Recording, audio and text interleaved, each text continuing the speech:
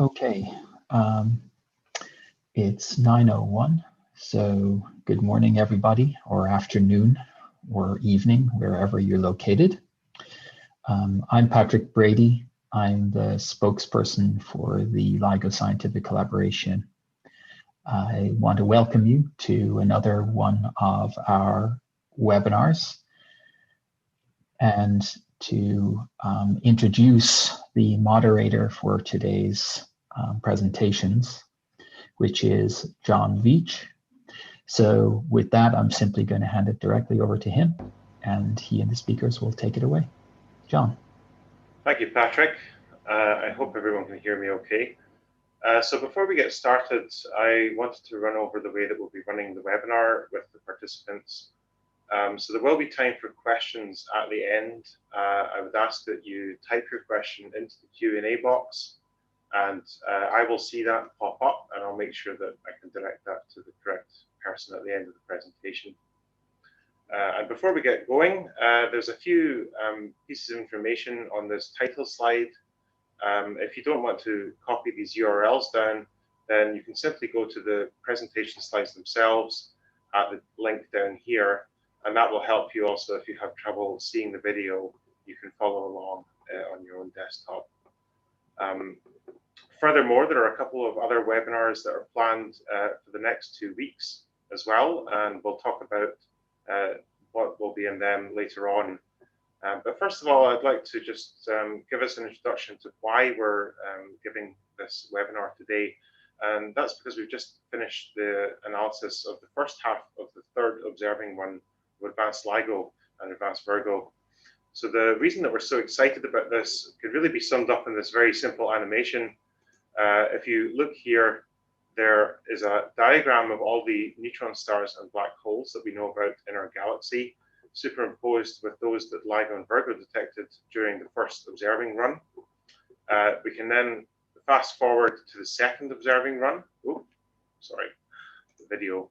If we fast forward to the second observing run, we'll see the addition of another 10 objects. And finally, with O3, you can see this huge explosion in the number of signals that we've been able to detect. So today we'll be looking at some of the implications of those, the results that we found, what we've seen, but also a bit about the instruments that have made these detections. So we have a series of panelists. Ilaria from the University of Rome will be talking about the actual instruments, Advanced LIGO and Advanced Virgo, and how they're performing at the moment. Derek from the LIGO lab at Caltech will be talking us through how the observing run went, how the instruments were performing. Sarah will be telling us about the searching and detections and what we actually have identified as new gravitational waves. And finally, Zoheyr will talk us through what it is that we've seen and tell us about the properties of these signals. And finally, at the bottom is myself, the moderator. And if you have questions, I'll be keeping an eye out for them. So we might as well get started, and I'll turn you over to Ilaria, first of all, to talk about aspects of the instrument science. Take it away. Okay, thank you, John. Hi all. In my part, I will describe all the upgrades that have been implemented in each gravitational wave detector during the time break between O2 and O3A observing runs. So next slide, please. Thank you. Ground-based interferometers are the best gravitational wave hunter in the range 10 Hz, 10 kHz. They are Michaelson Interferometer operating at the dark fringe with Fabry-Perot optical cavities in the arms. Each Fabry-Perot cavity is formed by adding an input mirror to the simple Michaelson interferometer. They are spherical mirrors made by high-purity fused silica. Their diameter is 35 centimeters. Their mass is around 30 kilograms. And each mirror is suspended by 4 fibers whose thickness is around 400 microns. Here there is an image of the naked mirror, while here in this image you can see the mirror that is suspended and integrated inside the detector. Next slide, please. Okay, each detector is characterized by its sensitivity curve, that is an identity chart of each gravitational wave detector. obtained by summing all noises that are present inside the detector. We identify three different range areas depending on the frequency. We have in the low frequency range, the most important contribution is due to the thermal noise, due to the suspension system of the mirror. In a very few simple words, the thermal noise is a feature of all bodies at thermal equilibrium.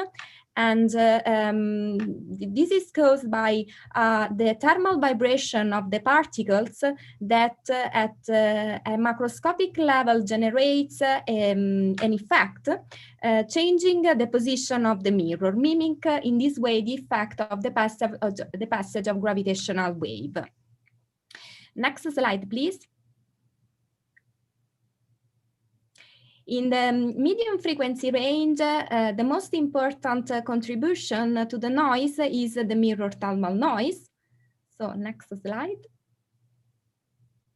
And finally, there is the quantum noise that covers all the frequency range of detection. In particular, the quantum noise is given by two different contributions. At a low frequency, the dominant noise, the radiation pressure. Also in this case, we have a displacement noise because the photons hit the mirror, changing again the position of the mirror and mimic the effect of the gravitational wave passage. At high frequency, the higher noise is the shot noise. That is, in this case, that is different from the thermal noise or radiation pressure because it is a readout noise due to the fluctuation of the photon number detected by the photodiode. The radiation pressure is proportional to the circulating power in the detector, while the shot noise is inversely proportional to the circulating power in the detector. So next slide, please. So by summing all these noises, we obtain the sensitivity curve that indicates the minimum detectable gravitational wave signal. This means that all the signals that are above this curve can be detectable, while all the signals that are below this curve cannot be detected because they are covered by the noise. In the left plot, there is the final sensitivity curve for concerning the design, so it is theoretical, while on the right plot, you can see the real life. This is an example of a measured sensitivity curve. You can see all peaks present, that are present inside the curve. They are due to the technical noises related to the real implementation of the instruments. So next slide, please. The gravitational wave detectors network is now formed by 3 interferometers, the 2 American ones, LIGO-Hanford in Washington, LIGO-Livingston in Louisiana, and the European Gravitational Observatory Virgo, located in Italy near Pisa. The next will be KAGRA in Japan.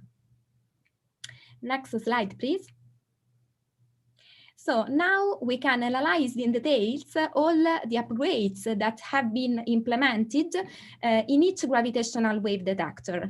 Let's start with LIGO-Livingston. Concerning the low frequency region, during the past science run, it has been discovered an extra noises, probably due to the static charge of the mirror. For this reason, a complex discharging system has been implemented and installed in the detector. This noise has been reduced, but it is not completely disappeared. And so this is an open issue that must be investigated and solved. Concerning the high frequency, the big improvement at high frequency has been reached by reducing the quantum noise.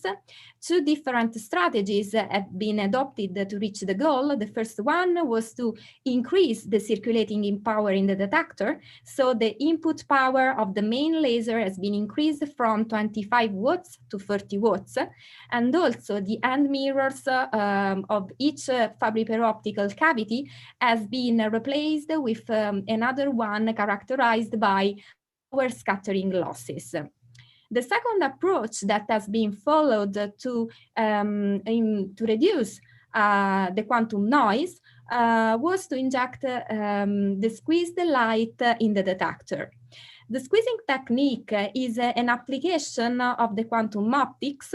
In this field, light is represented by two different quadratures, phase and amplitude. And considering the Heisenberg uncertainty principle, we can reduce the uncertainty in the phase quadrature or amplitude quadrature, obviously at the expense of the other one.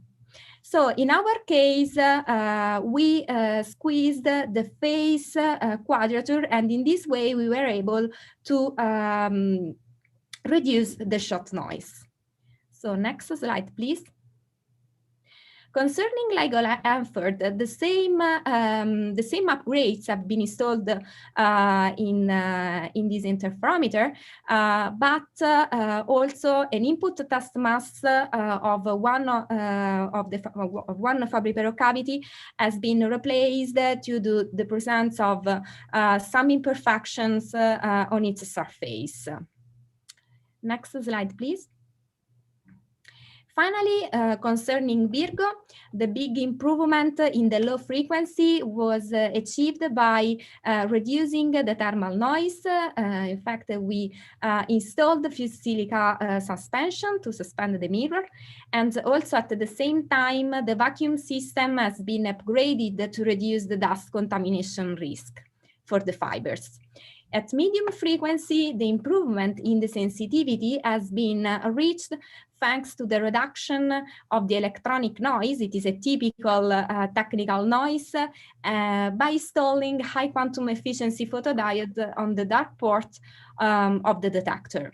At high frequency, the improvement in the sensitivity has been reached by following exactly the same strategy of our LIGO colleagues. Also in this case, the quantum noise has been reduced by increasing the circulating power in the detector. In particular, the input power has been doubled from 10 watts to 20 watts. And also, we injected squeezed light in the detector to reduce the shot noise. That's all for me. Now, Derek, we will talk about operations and data taking. Thank you very much, Ilaria. So yes, I'm going to be talking now about operations and data taking during the last observing run, O3A. And here we'll be able to really see how all of the improvements that Ilaria just introduced have led to significant increases in our ability to detect and analyze gravitational wave signals. So next slide, please. So taking the complex sensitivity curves that Ilaria introduced, we can condense this down to a single number to describe the detector sensitivity, which we refer to as the binary neutron star range. Now, this is the average distance averaged over the entire sky that we would be able to observe gravitational waves from a binary neutron star merger at around a signal to noise ratio of 8. This is where we can start to differentiate a real gravitational wave signal from background noise. Looking at how the detectors performed during O3A, on the right, we can see that the median range for each detector is 135 megaparsecs for LIGO Livingston, 108 megaparsecs for LIGO-Hanford, and 45 megaparsecs for Virgo. On the left, we show this range number throughout the entirety of O3A, and we can see that for the most part, the detectors were fairly stable. There's variations on the order of around 10 megaparsecs, both long-term and short-term. These long-term variations are generally dominated by slight changes to the instrumentation over the course of the run, while short-term changes are more about changes to the environment, just storm activity or day-night cycles. Next slide, please. And taking these sensitive range numbers, the sensitivity of our instruments, we can try to compare against where we were in the previous observing run, O2, to really nail down how exactly we've improved. So on the left, I'm showing the exact same numbers now compared against our values from O2. And we can see at LIGO Livingston and LIGO-Hanford, there's been roughly an increase of about 50% in the binary neutron star range, which is really significant. But at Virgo, there's almost a doubling of this range, which really speaks to the broadband improvements at the Virgo detector. Now, while we do use the binary neutron star range to quantify our sensitivity, if we really want to figure out exactly how this translates into number of gravitational wave detections, the number we really want to think about is the sensitive volume, because we're surveying space to see these gravitational wave signals. So if I take the same values that I have plotted here on the left for our sensitive distance and try to figure out what is the volume of a sphere that has a radius of that distance, I get the values on the right. And as you might expect, this is showing even much larger increases in our sensitivity. LIGO-Livingston, LIGO-Hanford, there's a factor of 3 to 4 increase, while Virgo is almost a factor of 8.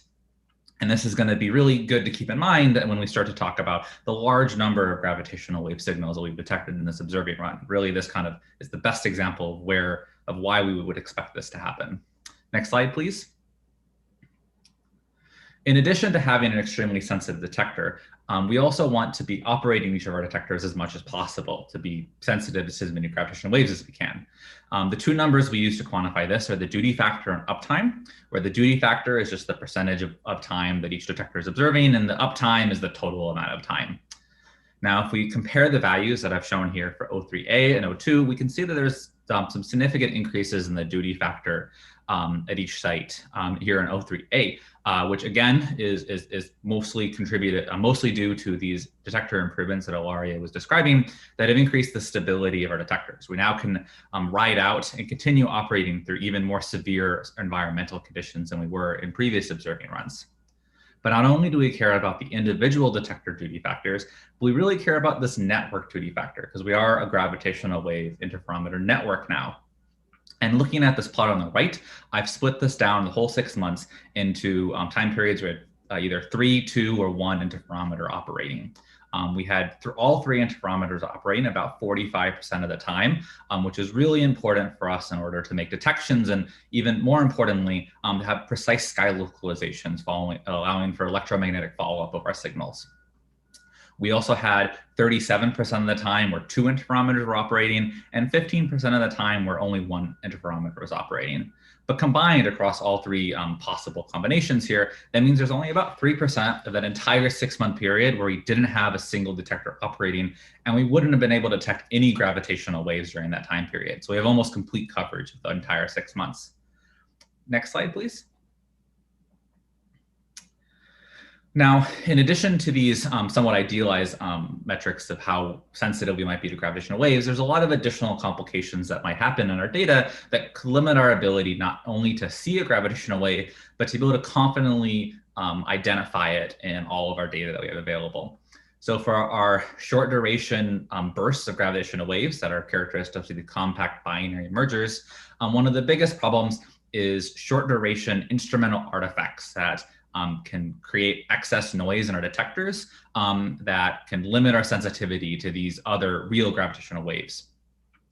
Now, some common sources of glitches include things like scattered laser light that's reflected off of the test masses and gets bounces off something in the detector and gets recombined into the main laser beam, but also things like thunderclaps or earthquakes, which could shake the entire detector all at once.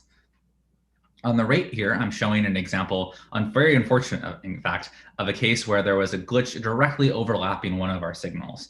So in orange, in both the top and the bottom panel, is plotted the in-spiral track, so basically the time frequency evolution of our gravitational wave signal. And we can see there's a significant amount of power at lower frequencies in an arc shape that doesn't follow this track. So this is a glitch due to scattered light at the same time period as the signal. Now, in cases like this, when there is an impact of these glitches on our gravitational wave signals, we do our best to model and subtract these glitches using the Bayes wave algorithm before sending it to parameter estimation. So unfortunately, glitches are a fairly significant problem in gravitational wave detectors, and about 20% of our total number of signals did have to require some type of mitigation to deal with data quality issues. Next slide, please. Looking at the performance of the detectors in respect to glitches over the entire course of the run, we do see quite a bit of variability at each site. So overall, during O3A, the median rate of glitches is higher than in our previous observing run at both of the LIGO-Hanford and LIGO-Livingston site. This is partially attributed to the increase in sensitivity of the detectors. But at Virgo, there's an order of magnitude increase or decrease, sorry, in the glitch rate as compared to O2, which really I think shows how much more stable and sensitive that the Virgo interferometer is. There are some short-term variations of about an order of magnitude in the glitch rate at all three sites, which generally are due to environmental conditions, but also could be attributed to short-term duration instrumental issues. So if there may be some new source of instrumental noise in the detector, which we can hopefully quickly identify and resolve. So this is, I think, the biggest, really the biggest reason for a lot of the changes that we're seeing in this plot. One kind of interesting example of something that we were able to resolve during the course of the run at LIGO Hanford was that it was discovered that there was a camera in one of the end stations near the vacuum chambers that was taking photographs every 2 minutes or so, and the shutter going off was enough to shake the mirrors just enough for it to show up in our detectors. So turning it off resolved the problem, made our data quality better. Next slide, please. And then also really important for us to make precise gravitational wave measurements is the calibration of interferometers.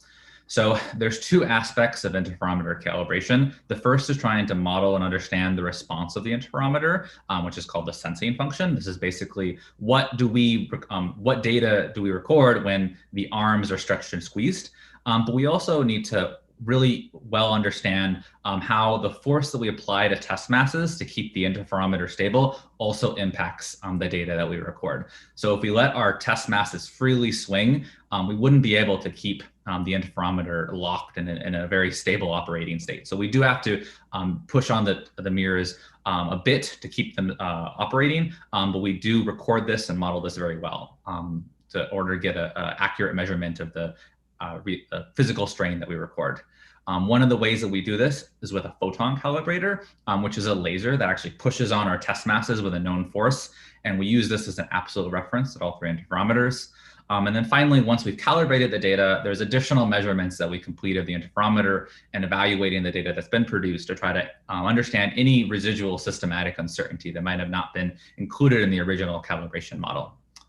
This type of calibration is really important for all the precise parameter estimation that we do, especially for things that are amplitude dependent, such as figuring out the distance to a gravitational wave signal.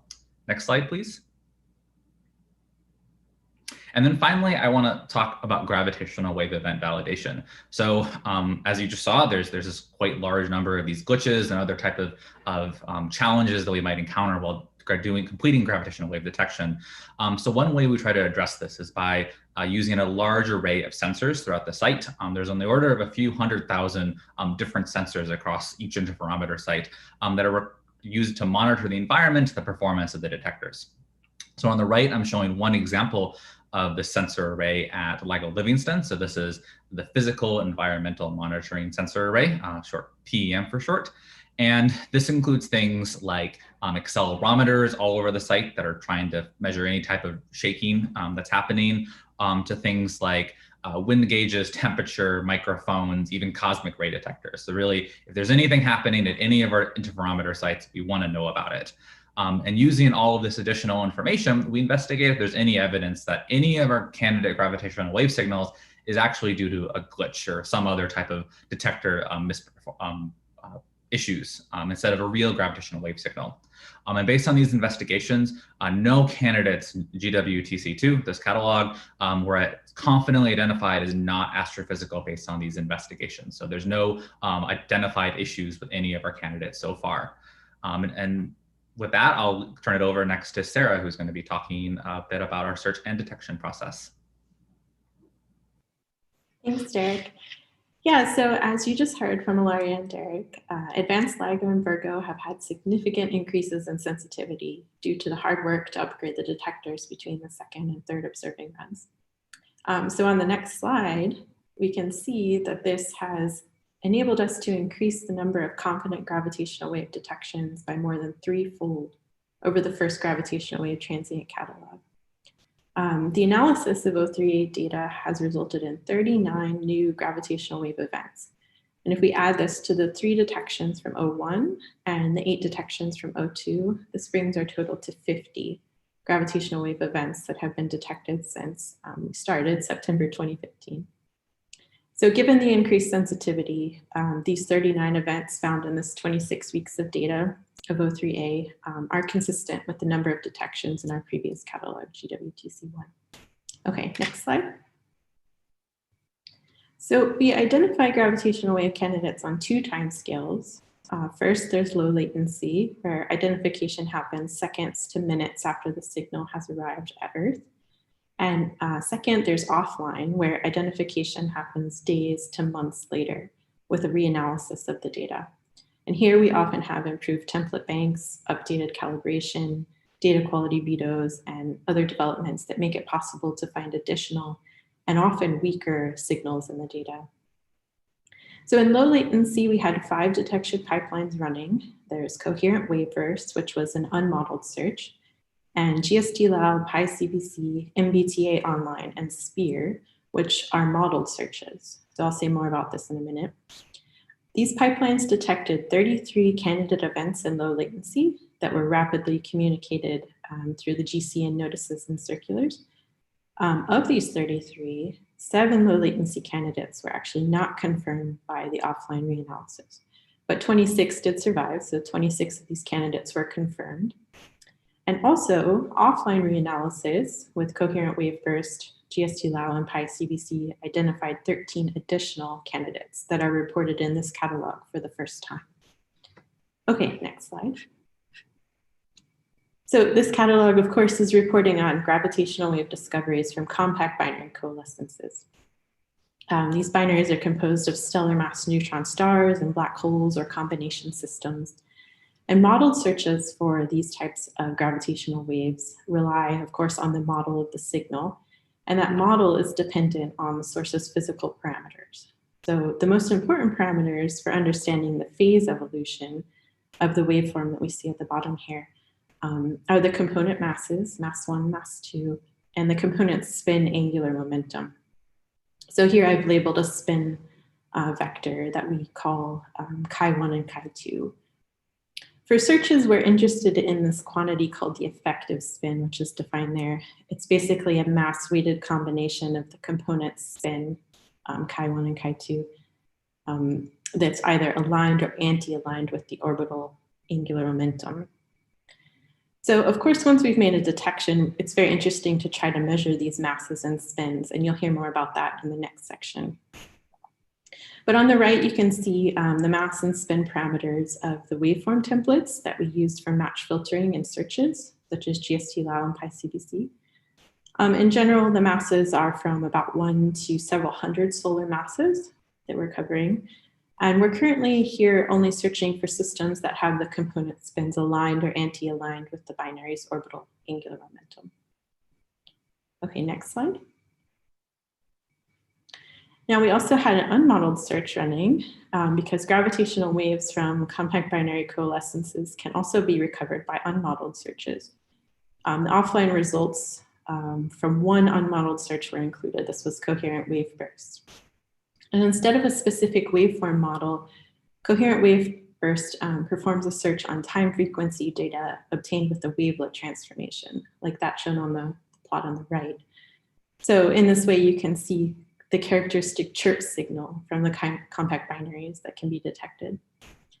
Coherent Waveburst has the highest sensitivity for short duration, high mass signals, and its sensitivity will decrease for the lower mass systems with the longer duration waveforms. And we also note here that CWB, Coherent Waveburst, required candidate events to be found in coincidence between at least 2 detectors. And so you'll see in the paper, table 4, Coherent Waveburst recovers fewer candidates than the other searches. Okay, next slide. So beyond the initial trigger from the match filter or the power in the time frequency domain, each search pipeline actually employs a series of additional steps that better enable us to distinguish real gravitational wave signals from false alarms. So these steps could include including a time delay or a phase offset check between triggers in the different detectors, tests against expected signal or noise morphology, inclusion of data quality, like Derek mentioned, as well as other statistical tools. And all of this information is then used to construct a multivariate ranking statistic by each search for each candidate. In O3, so not only are the detectors better, but our search algorithms and the construction of these ranking statistics are also better. For example, the GST-LAL pipeline analyzed for the first time single detector candidates along with double and triple detector candidates. And so as we saw from Derek's slide, single interferometer time is 15% of O3A. So it was very, very important to search this data if we could. Additionally, PyCBC included results from a binary black hole focused search, and both searches include improvements to the ranking statistics. Okay, next slide.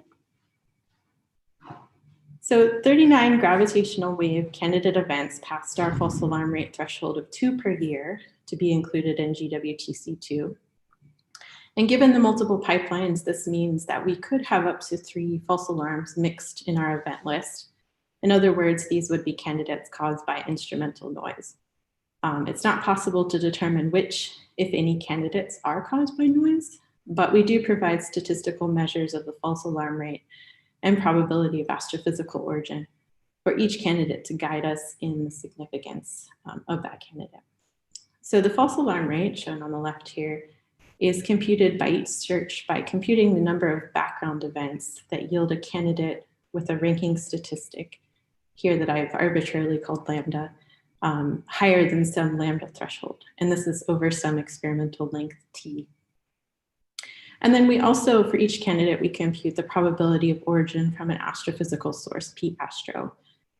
In the catalog, you'll see that we only consider p-astro for events that are consistent with a binary black hole origin via this Poisson mixture model formalism. So you can read more about that method in the paper referenced here if you'd like. So these are the 2 quantities that you'll see in the table on the next slide. This is table 4 from the paper. So these are the results from the coherent wave burst, GST-LAL, and PyCBC offline reanalyses that passed a FAR threshold of 2 per year. And unlike GWTC1, a p-astro cut was not additionally applied to the candidates here, but you do note that p-astro is greater than 50% for all the candidates in the table. The names that are listed here are basically encoding the UTC date with the time of the event given after the underscore. But you'll notice that there are a couple exceptions. So GW 190521, 190425, 190412, and 190814, which were previously published with these names, so they don't have the underscore. Candidates highlighted in red are the most likely to be noise, although as I said, we expect fewer than about 3 candidates in this list to actually be noise. The candidate with the highest false alarm rate is 190426, which was previously reported in low latency as a possible neutron star black hole event. But because of the high false alarm rate, we should treat this candidate cautiously. The candidates marked with a green X are the 13 previously unreported events that were identified only in the offline reanalysis. And again, as I mentioned, having recovered candidates in single detector time is new for this catalog. So these are the candidates highlighted in yellow. And allowing for single detector candidates allows us to report on additional astrophysically interesting candidates, but it does remove the powerful check on coincident background. So there are larger uncertainties associated with the false alarms for these candidates. So again, treat these cautiously. Okay, so I will now turn it over to Zoheyr to talk to you about the details of these candidates. Thanks, Sarah. All right, let's go to the next slide. So Sarah was telling you about all the gravitational waves that we've detected. And now we want to know what sources created those gravitational waves to begin with. What was the nature of the 2 objects that we saw in spiraling and merging? So to make that inference, we use Bayesian inference. And so at the top of this slide, I've written Bayes' rule. So on the left-hand side of this equation, we have the posterior distribution on the source parameters given the data. The source parameters we want to know are things like the masses of the 2 objects, the spins of the 2 objects, their distance away, sky position. We're able to condition these inferences on the data, which is just the strain in all of our operating detectors at the time of the detection. So we can rewrite the posterior in terms of a likelihood and a prior. For the likelihood, we take it to be Gaussian in the residuals between the strain data and a choice of model and parameters to that model. And then we also need to set priors on all of the source parameters that we're trying to infer here. We take the same prior choices that we've used in the past, which is uniform in detector frame masses, uniform in dimensionless spin magnitude, isotropic in spin orientations. The one place where we make a slight change to our prior compared to our previous publications is in the distance. Before we used a luminosity distance squared prior, and now we want a prior that has a constant rate in the co-moving frame. So that's one change from our previous publications. All right, next slide, please.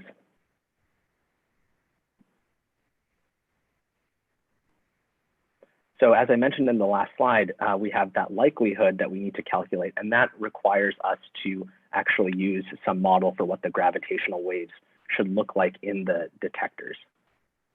So we use a number of waveform models. I'm not going to go through all of them that are shown here, but I do want to say that there's a lot of different physics that we have in these different models. So we have some where there's no spins on the two colliding objects.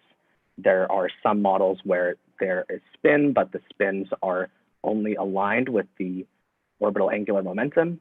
We have some with precessing spins, where the spins can be misaligned from the orbital angular momentum. And we have waveform models that include higher modes. So we have all of these different effects that we've tried to model.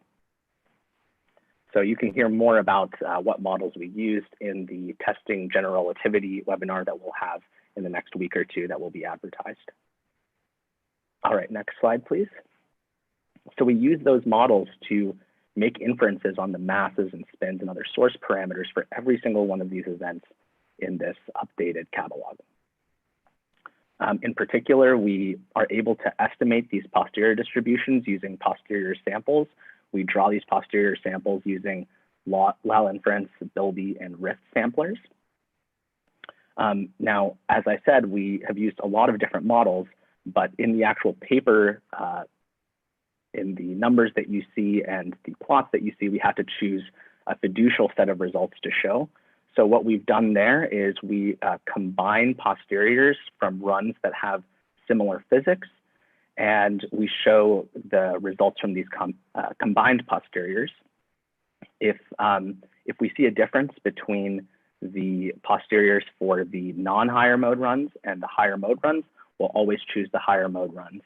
And pretty much all of these runs that you've seen, they use the precessing waveform. So the spins are allowed to be misaligned from the orbital angular momentum. And the last thing I want to emphasize is that all of these inferences that we've done are public and available to you through our data release. So we encourage you to check that out. All right, next slide, please.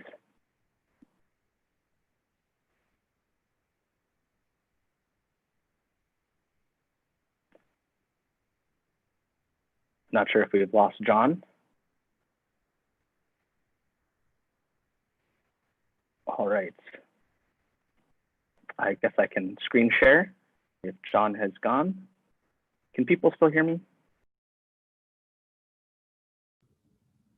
Yes, so here we can hear you. Great. I'll go ahead and pull up the slides then.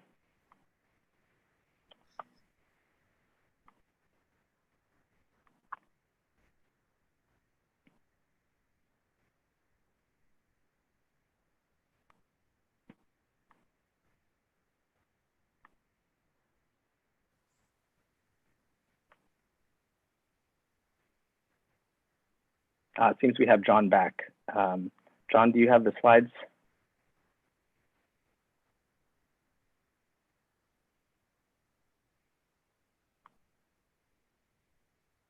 All right, I'm not hearing from John, so I'm just going to go ahead and share them myself.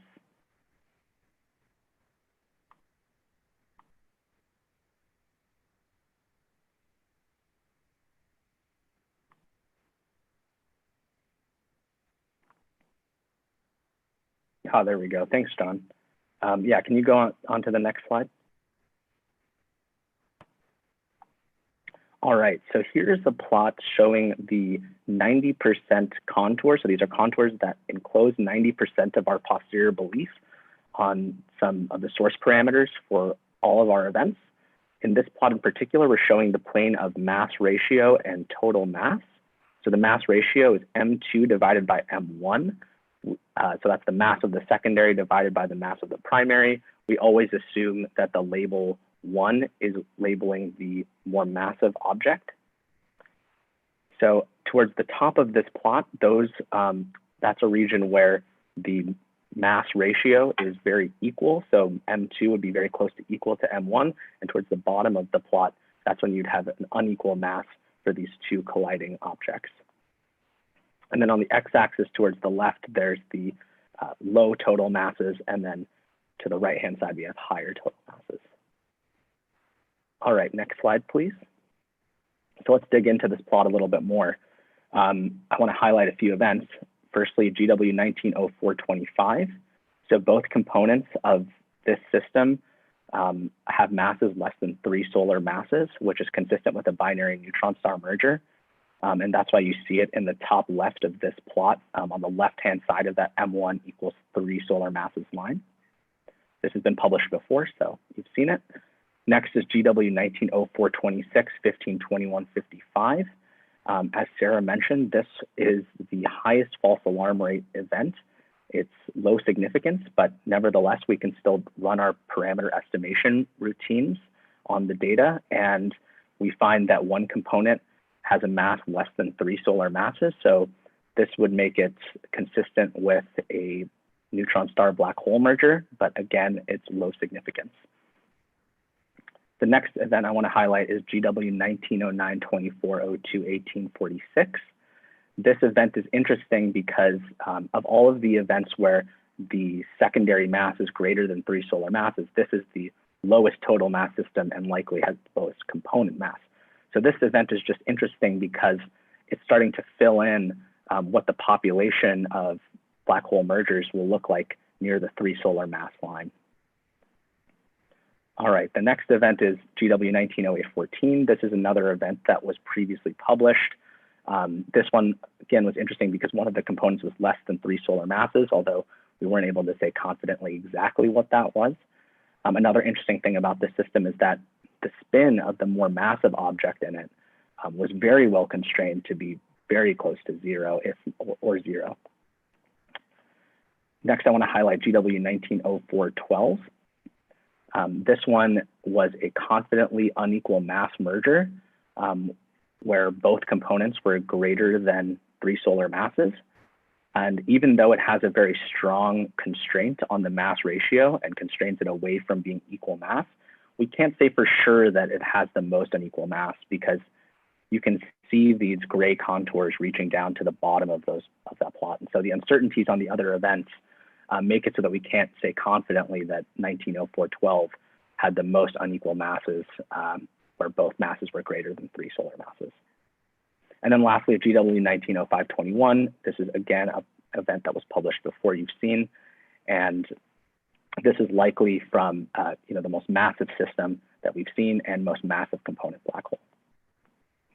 All right, next slide, please. I want to quickly highlight that we have done some additional parameter estimation runs on GW190425, which was published almost a year ago now. And so we encourage people to go and dig into those results in our data release. The punchline is that those results are very consistent with the results that we had initially gotten with our IMR phenom models. All right, next slide, please. Okay, I'm showing contours again in this plot, similar to the one that we saw a couple slides ago, except this time on the y-axis, we have the effective in-spiral spin, and on the x-axis, we have the chirp mass. The effective in-spiral spin is a measure of essentially the mass-weighted component of the spins that's aligned with the orbital angular momentum. So if chi effective is very large, then the spins are large and aligned with the orbital angular momentum. If it's negative, very negative, then they're large and anti-aligned with the orbital angular momentum. And the chirp mass is this combination of M1 and M2 shown at the top. And the thing I want to highlight in particular is that there's a few events we're seeing where their chi effectives are inferred to be non-zero, in particular positive. So John, if you click one more time, we'll see that GW19, there were about 10 sources, sorry, that had a positive effective in-spiral spin at 95% credibility. In particular, GW190517 underscore 055101 had the highest effective in-spiral spin.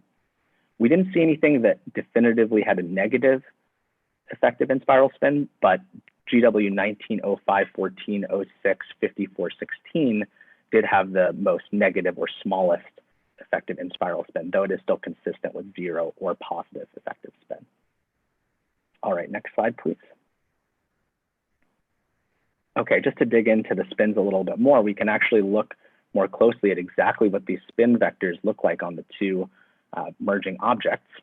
So each of these plots here shows the spins of the two colliding objects. The left-hand side of each circle is the spin magnitude and tilt of the primary mass, and the right-hand side is the magnitude and tilt of the spin of the secondary mass. So for 190412, for example, in the top left, you can see that there's this dark spot, and that corresponds to about 45 degrees, a tilt from the orbital angular momentum, and a magnitude of about 0.4 for the primary mass. So that was one case where we made a very nice spin measurement of the primary mass. You can see the two disks in the bottom right have a very similar sort of thing happening where we're able to make that pretty tight measurement on the spins. The other cases that are shown in this plot are just examples where the effective in-spiral spin is large. All right, next slide, please.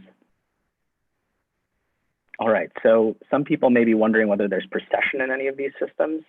So there's a parameter that we look at called the effective precession spin parameter. This is essentially a measure of the spin in the orbital plane of the two objects. There's a few events where we actually see some difference between the posterior and prior for this chi-p parameter. So we've shown those in the plot on the right. The left-hand side of each of those violins is the posterior. The right-hand side of each violin is the prior. So for 190814 in particular, you can see a very strong constraint. And that just goes back to what I said before, where we know that 190814 has a primary spin that is very, very low. So that's forcing that chi-p to be very small. So we're not seeing precession in that system. In the other systems, and in particular 0412 and 0521, there's some mild hints of precession. We can't say for sure, there's no smoking gun evidence in any one of our events that there is precession, but these are two events where we're starting to see some hints of precession. And in particular, I do want to highlight that the population analysis of the entire catalog is seeing evidence for precession in the whole catalog. So we can't go on individual events and see precession, but on the population level we can. And you can hear more about that in the populations presentation in next week or so. All right, next slide. Okay, lastly, I just want to finish up by telling you about the 3D sky localizations. One of the most interesting things I think about this catalog is that we're seeing gravitational waves coming from much larger distances than we saw in 01 and 02, which is going to help to do studies of cosmology, for example. So we have a few sources that have estimated luminosity distances of about 5 gigaparsecs, which is about twice as far as the farthest event we saw in 01 and 02. 190814 was also an interesting event in this context because it had a very small sky localization. It was localized to about 19 square degrees on the sky, and the region of space that it was inferred to be in was about 3.2 times 10 to the minus 5 cubic gigaparsecs. So that's orders of magnitude smaller volume we've localized this event compared to many of the other events in the catalog. All right, and with that, I will hand it back to John.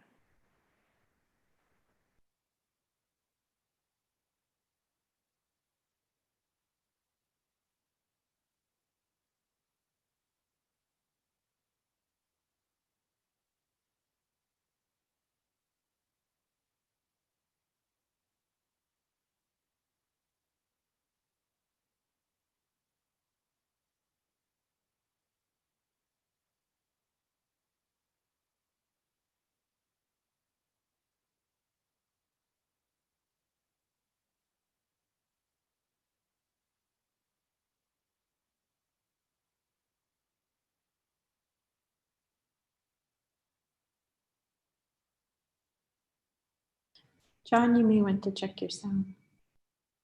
Thank you. Sorry, I was saying I would like to finish with a couple of advertisements before the end of the presentation. So the first one is for the Astrophysical Implications companion paper. This will tell you a bit more about the whole population of sources that are out there, and you'll be able to find information about the merger rates, the cosmological merger rates, the distribution across the black hole mass, in particular, first evidence that we could be seeing something beyond the simple power law that we've been modeling before, and also, as Zoheyr was pointing out, statistical evidence for the orbital precession. So you can find much more information about that at the upcoming webinar that's devoted to this topic. I think that's the one that's happening in 1 week's time, but another advertisement will be put out for that closer to the time. And then there's the third of the series of webinars devoted to tests of general relativity, where again, considering these events as a population is enabling us to get a much better leverage on some of the tests that we've been doing in the past. For example, we have tighter constraints on Lorentz violation, graviton mass, tests of gravitational wave polarization, and the parameterized post-Newtonian tests that we've previously published. There are several new things that we've been able to apply on this data set. We're looking at, for example, the properties of the post-merger object, and looking to see whether that is consistent with the masses of the objects that went into the merger, looking at the ring down of the black hole, and also testing for the presence of unexpected features such as echoes in the post-merger signal.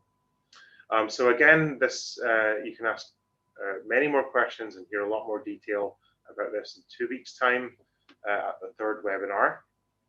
And then for those of you who want to get your hands on some of this data, some of these nice results that have been presented, I will point you towards the Gravitational Wave Open Science Center, where you can download the entirety of Gravitational Wave Transient Catalog 2.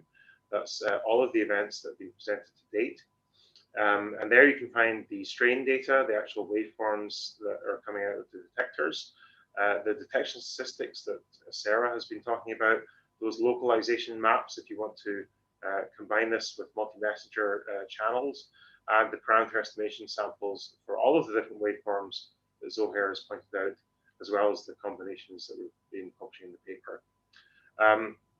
On top of that, there's some information that might be useful to those of you who are trying to reproduce plots in the paper. There are data behind the figures available for all of those, including the sensitivity injection set that was used to actually measure the sensitive volume of this run.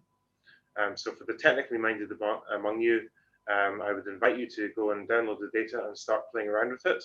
And I look forward to hear what's going to come out of that. So lastly, just to give you an overview of where we're going from here, there's still the remainder of O3, of course, to be published. That was the second 6-month period.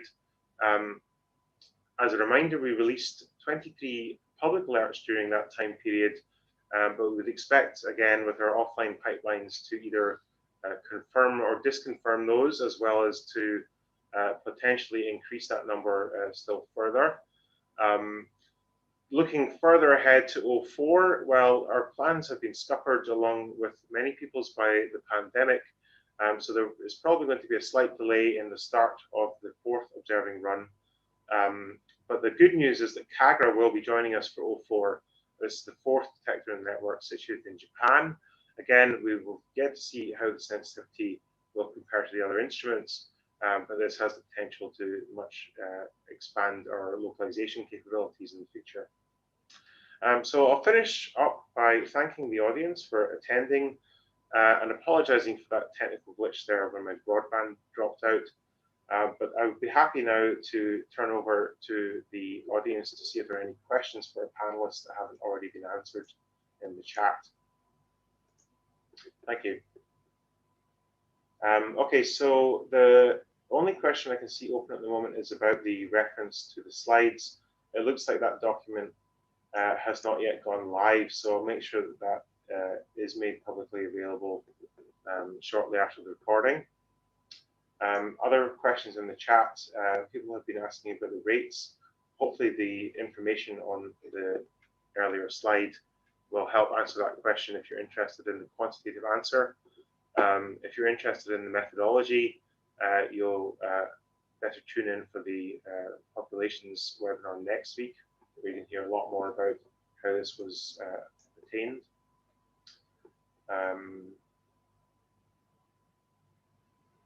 Okay, so does anyone else have any questions? I might need to bring up my chat window.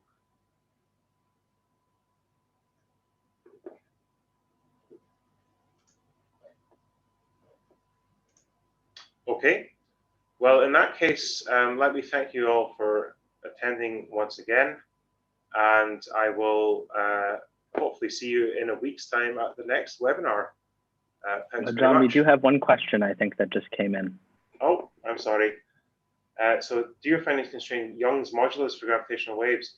Well, the Young's modulus for gravitational waves is, by analogy, a property of spacetime itself, and so that will be part of the test of GR in a sense, although I don't think it's phrased in quite that way, but I think you have the right idea.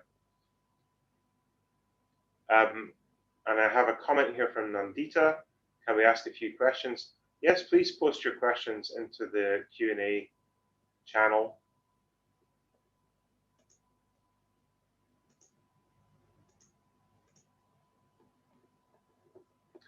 The time scale for 04. So, as I said, it's likely that that will be delayed. Initially, we were hoping it would start at the start of next year. I don't think we're ready to commit to an answer, but the impression I get is that it's going to be probably as late as May or June next year, in the second quarter, if you like. Sorry, in 2022.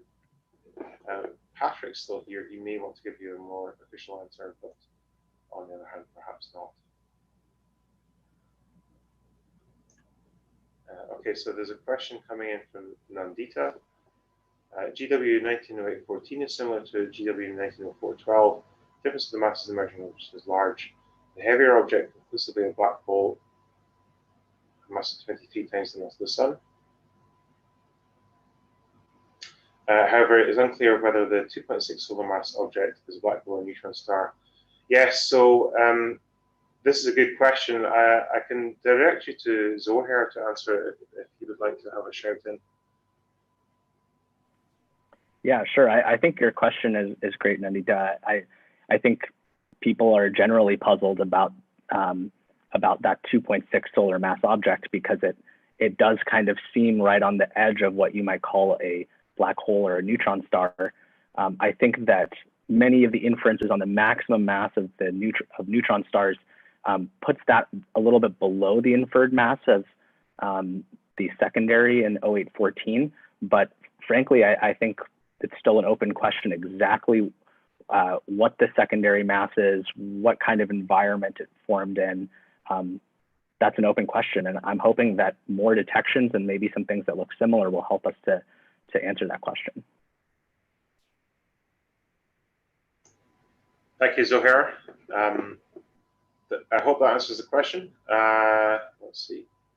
There's a question from Heisaka about the next webinar time. So there will be a different registration link sent around via the usual LIGO social media channels and the website. So there'll be a separate registration for that next week. So keep your eyes open.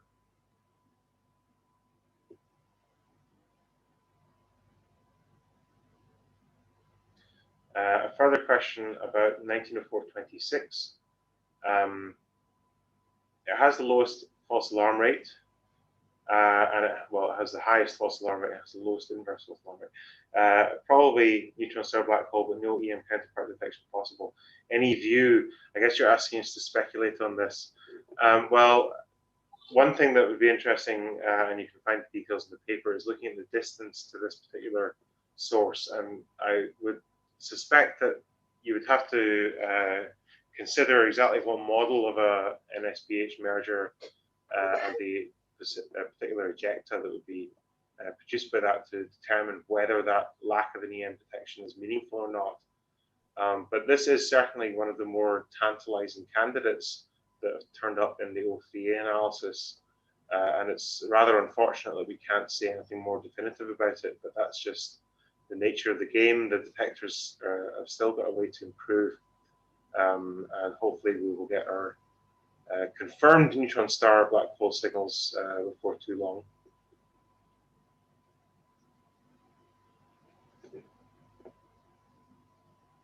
That's my view. I think other people will have their own views, of course. If Zoheyr would like to say something, I think I can go ahead. He has mentioned something there. Yeah, well, I don't think we've done this calculation in our paper, but you could, as John said, you could assume some model for the ejecta from this neutron, from a neutron star as it comes into the black hole.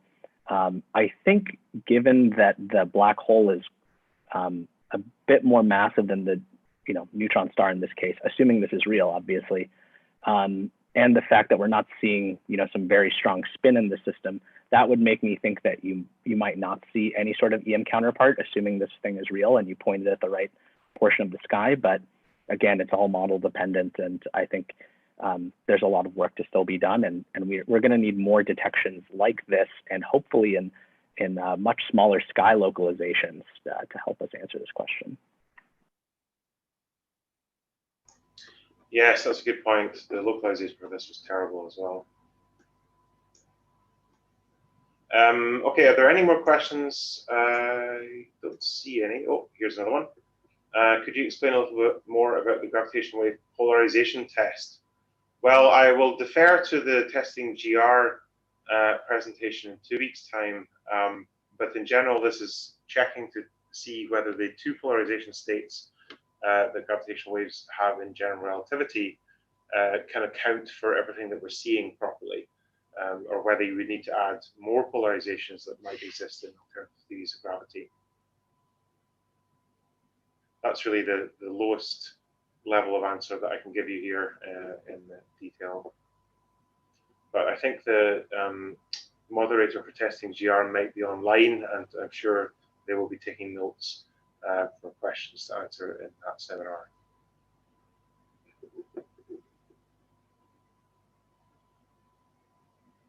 Okay, I'll give people 30 seconds to ask any final questions, and then we can probably close the seminar there.